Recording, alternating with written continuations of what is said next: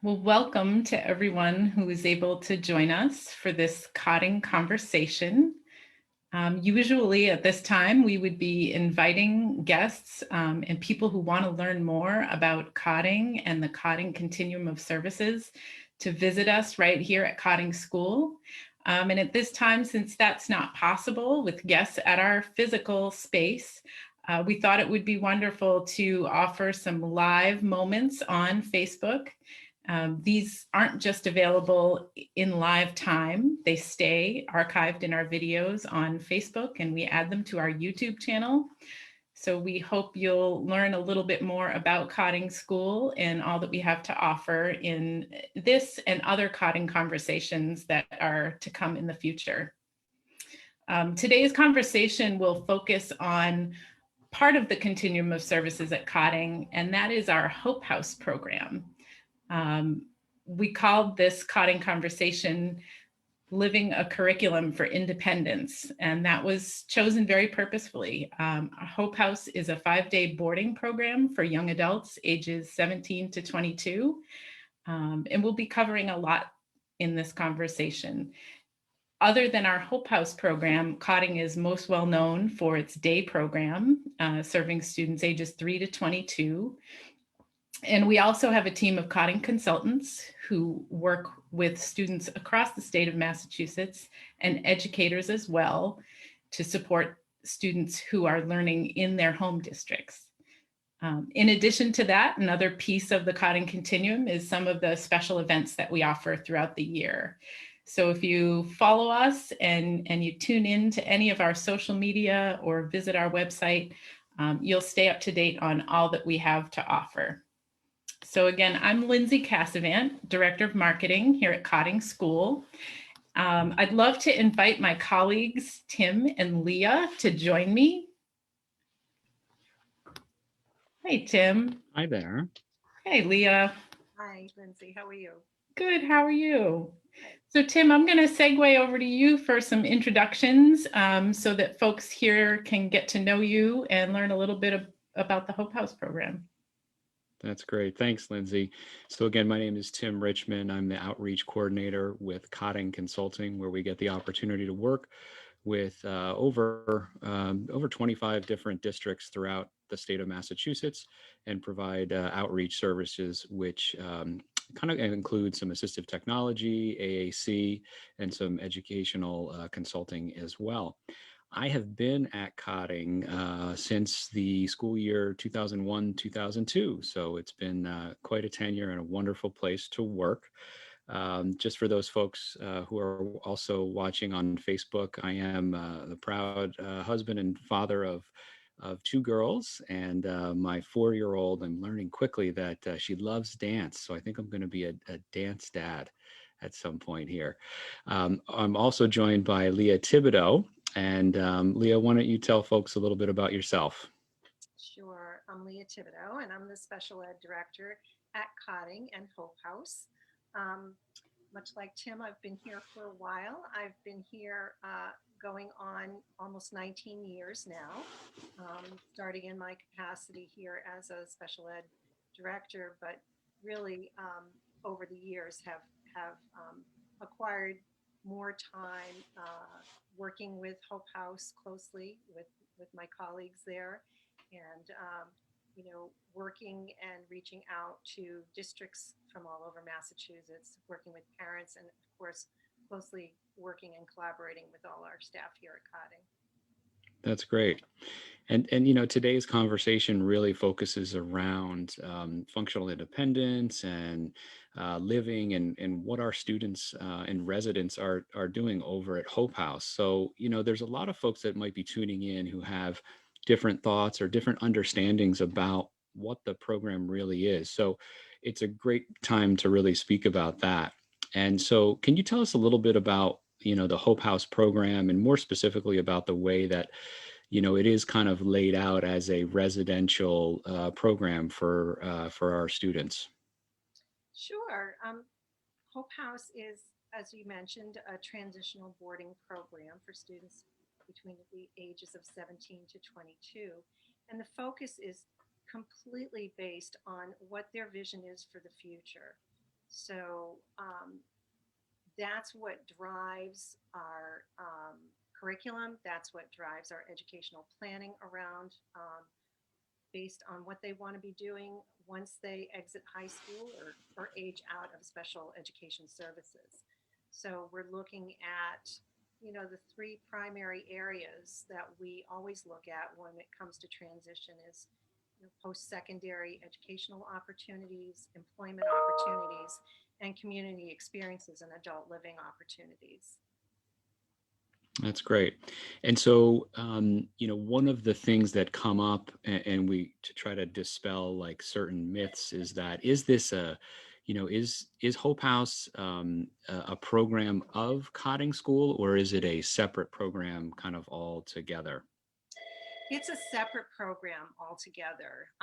We have uh, students who come to us who are referred from sending districts.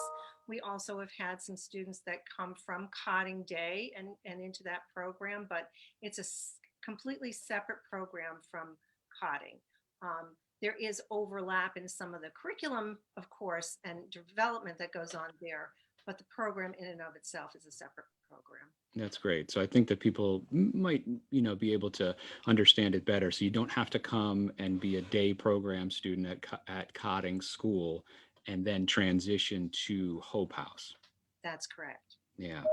Yeah, that's important for everybody to kind of get an understanding of. So what do we look for in a candidate for Hope House? As we have parents tuning in, and we have prospective students who might want to become residents at Hope House. What do we look for in those candidates? Well, we're looking for a student who really is motivated to work towards being independent. We value students who participate in their IEP meetings and other sorts of meetings to convey again what they're looking for in their future. This is about them. This is their life. We want to support those young adults to be able to meet their personal goals and move forward. A lot of times we'll have parents who might express interest in Hope House and they want their students to attend, but perhaps those students haven't participated in their IEP meetings for whatever reason that might be, or maybe haven't been able to articulate a clear vision for their future. And that's okay, but we really want students who are working on those self-determination skills that are going to support greater independence as young adults. Well, that's great. That's great. So, as we look at different students who are, prospective in that nature, there's no one size fits all, because, as much as it is a residential program, we want students that have a variety of options. So let's talk about the options again, as far as how, maybe backing up a little bit to the design of the program. And how some of the week is played out. Is it 7 days or is it 5 days, Monday through Friday? It's a 5-day boarding program, Monday through Friday. It's Okay. a 180 school day program, so we follow the school year. And the program components are really, again, focused on those three elements of transition that we're trying to design the program around their vision and their needs. So we want to we want to know from the student, we want the student to have an internal drive, an internal motivation to describe what their goals are, whether that's attending college, and that could be accruing credits, or it could be auditing some courses. It could be just to get that experience of being on a campus and having a chance to acquire more knowledge as a young adult. It could be, their vision might be very strongly based on wanting to work in the community, and work could be different things for different students. It could be working a 40-hour week. It could be working part-time. It could be articulating the kinds of recreational and leisure activities that you want to be able to lead in your life, and accessing the community. And the more a student is able to, again, state specific goals, you know, their desires and interests for the future, it's really important for us to know what those are, because that, again, leads the way to designing a program around them. So there are different tracks that we can take to make sure that we're addressing those specific goals. So every student at Hope House has a little bit of a different program design depending upon where their goals are leaning. Yeah, that's great. It's really great to hear, because it's not just one size fits all. It's not just about simply working in the community. It's not simply going to college, or figuring out a different path. It could be so many of those different things, and maybe a little bit of each, depending on what that student needs.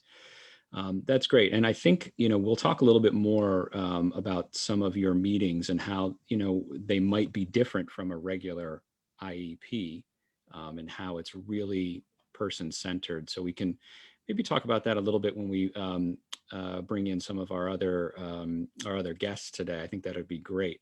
I think, at this point, Lindsay, maybe we should talk a little bit about the experience that one student has had from over at Hope House, and his name is Nico. Yeah, well, thank you, Leah. We'll bring you back a little bit later, but this has been really exciting. There's no better way to share about the Hope House program than to hear directly from a student. And I have learned so much from Nico. So I hope that this will help you all learn a little more as well. So hang on, And I'll just say that as you're getting that queued up, Lindsay, that I was able to get the opportunity to speak with Nico. I think it was last week a little bit. And it was a wonderful conversation. He has such enthusiasm for the program and being independent. So it's a great watch. All right, here comes Nico.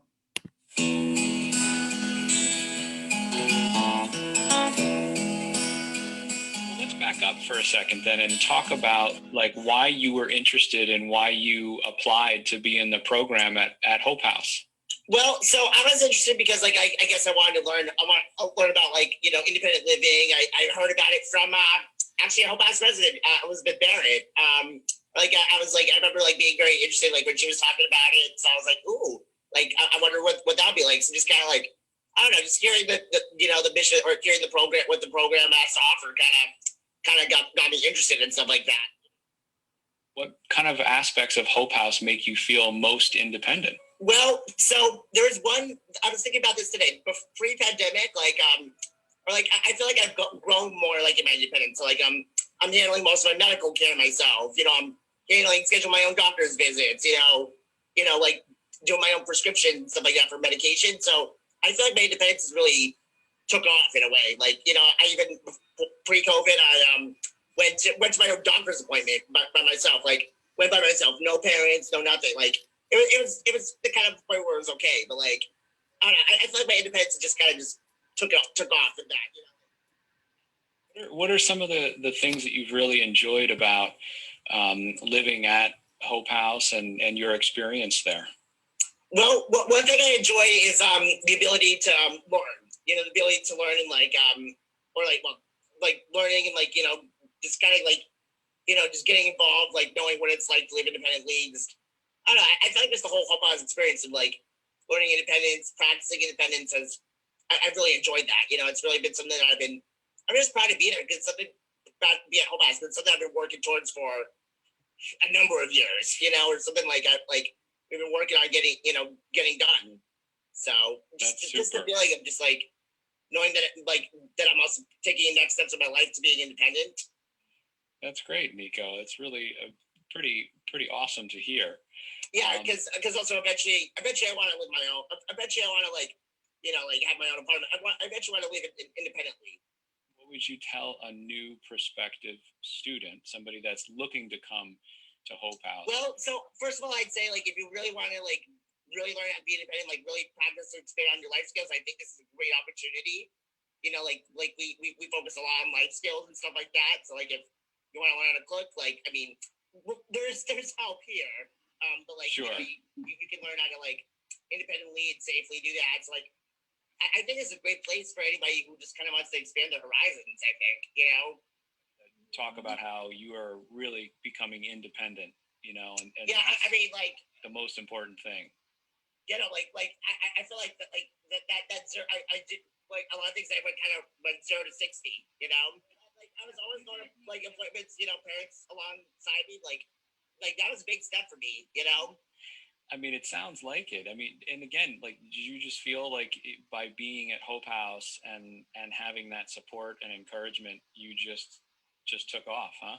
Yeah, and it's a good preview to like what it'll be like to, you know, with my goals too. You know, when I am independent, not, you know, it kind of gets me used to that too, or it gets me into that mode. Like you're like, okay, this is how it's gonna be when I'm living alone, because again, that's my overall goal. That's kind of what I want to do. Yeah. Or like I want to eventually live in my own, you know, own place, stuff like that. You know, independent stuff like that. Well, Nico, thanks again for joining us. We appreciate it. Oh, of course, yeah. All right, have a great day. And, all right, have a good day. Thank you.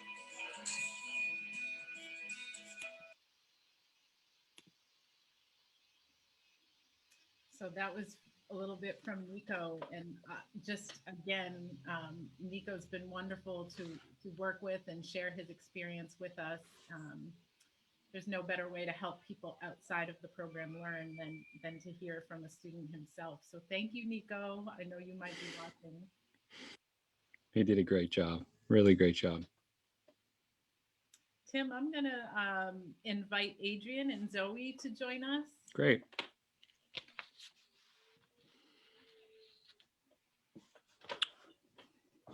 Adrian, hey Zoe. Hi. I'm going to save you all some screen room and remove myself from the conversation. So what did everybody think about Nico's description, about his experience? Wow. I'm a little overwhelmed right now myself, just hearing that from Nico. He really came to Hope House with very specific goals in mind.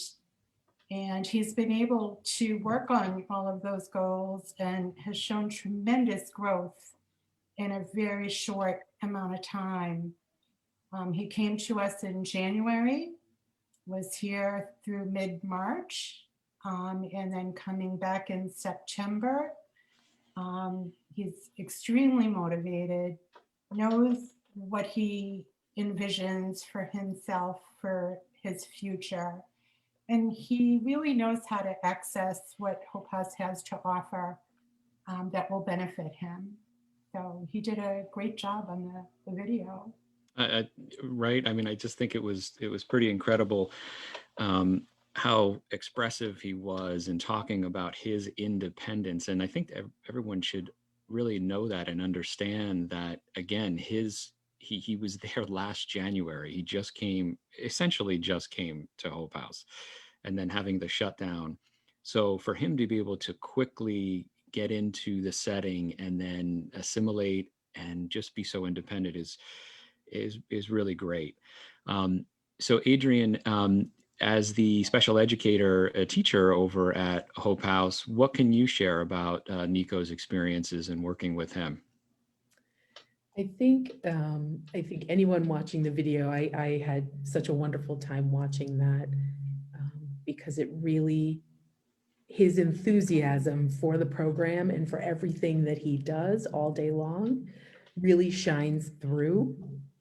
I think he's an incredibly active participant. He's thoughtful during our discussions. He's, I feel like a lot of us have described him similarly, that he's very eager and he participates in everything that we offer him. And not only that, he sort of takes it and thinks about how he's going to utilize that, how it's going to help him with his future, meet his future goals. And Zoe, I think, would agree, we can't really ask for much more from one of our residents. Absolutely. That's great. And you know, he's very descriptive about how he wants to live independently as he gets older, with such an awareness of it too, about, you know, this is the place, if you want to practice your independence, then you should be here. And how does that come through? How does that get developed in the planning process for the residents? You know, I think some folks might be watching and thinking about, oh, it's an IEP. It's a part of the IEP process, but it's a little bit different at Hope House, right? It is, Tim. We do IEPs for everybody, and each IEP obviously looks very different with goals and objectives. But in addition to that, we have begun to implement, and we did with Nico after he started, a person-centered planning process. And that was a process, in addition to the IEP, where Nico was actively involved with choosing a group of people that are in his circle. And that included family, friends, educators, staff here at Hope House, staff from Cotting Day. And he really drove a conversation about his life, starting with his history and moving on to goals and objectives, where everybody worked from his vision to create an action plan. And we are all now participating in helping him succeed with the goals listed in that action plan. So it was a great process for Nico to be able to identify who those people were that were important to him, and knowing who could help with what. And also it was something, as we were just getting to know him, it was something that really allowed us an opportunity to understand and learn more about his history. And that was really valuable. So in addition to an IEP, that person-centered planning process, the goal is really to talk about what he wants in life and what barriers he might have and how to problem solve.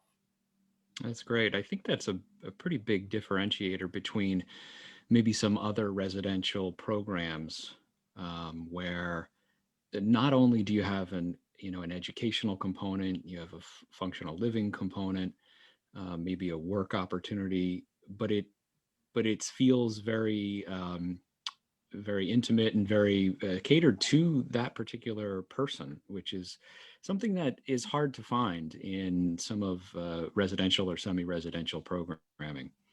So I think that's a really wonderful piece. You know, I'll before we transition back over to talk with Lindsay again and bring Leah back in, Zoe or Adrian, are there any other last thoughts about Nico and his experience as he continues to move forward? Nico came to us at a young age, Tim, and he's got a nice amount of time to work on his goals before exiting high school. So for me, I'm taking his lead really with what he wants to do and how he wants to move forward. And I think that's an important piece about Hope House as well, for people really to have the time that they need to be able to experience the program, because it is so robust. The curriculum is very detailed. The functional skills themselves, go well beyond just a typical day. And we ask people to transfer those skills when they're home and get used to practicing in other environments. It all takes time for these young adults to really participate, learn, and master those skills that we're teaching. But you bring up a good point, because it is a Monday through Friday program. Mm-hmm. But then you get to hear maybe from parents and caregivers who say, well, we're on the weekend now and he or she wants to do this or do that. Have you heard that feedback? We do. I think the biggest part for us is getting the idea out to people, families and students, that transferring the skills is the key Yeah. to success from a program like this. So it's not just something they do here at Hope House, they learn to do it at home. And then the next place they go, they'll learn to do it there as well. So we have heard from parents and caregivers, and a lot of times it's related to maybe a homework assignment. That's a very natural type assignment where people are asked to do something at home during the weekend, and we'd like to see more of that. And really having kids practice every single day. Although we do know that our schedule is rather tiring to everybody. So I do expect that when young adults are heading home on a Friday, they might be ready for some rest. Looking to get some rest because it's such a robust schedule, huh? We start our days about 6:30 in the morning, and we usually don't finish until about 8 o'clock at night. And Wow. it's structured throughout the entire day, and that goes along with all skills, from education with Miss Manson in the classroom, to personal care, to home life and cooking and cleaning. So they're learning all of those responsibilities. That's wonderful. That's really great. I see we have Lindsay's back joining us right now. And Lindsay, did we, we always like to open it up since we're on Facebook Live here. If there was any questions or comments that have come in, take a peek and see where we're at with that.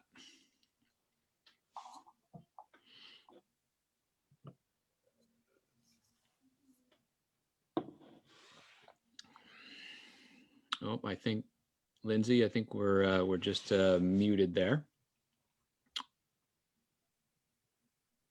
There we are.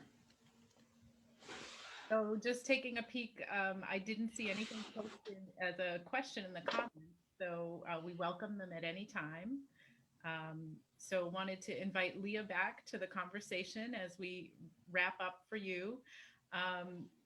This was really a great way to learn and share with you all that's happening inside Hope House. We welcome questions and inquiries at any time. This COVID time does have our doors closed to visitors, but as we like to say, our virtual doors are open. We are reachable. Our staff and our admissions team is here and accepting inquiries and referrals. We have lots of ways to help you learn more about the program if you have further questions at this time or any time in the future.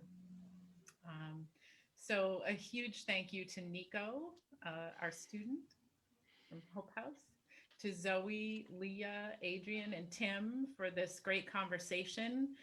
We hope to reach you in more and creative ways as this time goes on, but thanks for joining us, and we look forward to connecting more. Thank you, Lindsay and Tim. Thanks for the opportunity to touch base. Yeah. Wonderful. It's good talking with everybody. Thank you. You too.